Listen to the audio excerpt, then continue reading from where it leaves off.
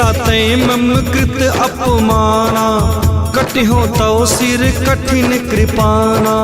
नहीं ते सपदि मानु मम बानी, सुमुख होती नत जीवन हानि। श्याम सरोज दाम सम सुंदर, प्रभु भुज करी कर सम दस कंधर।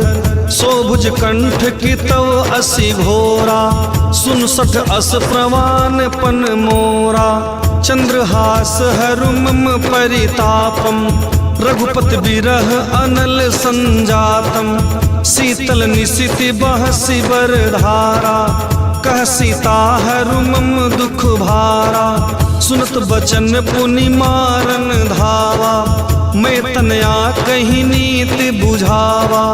कहसि सकल निश्चरी ने बोलाई, सीत ही बहु विधिता सहु जाई। मास दिवस महु कहा न माना, तो मैं मारिब काढ़ी कृपाना।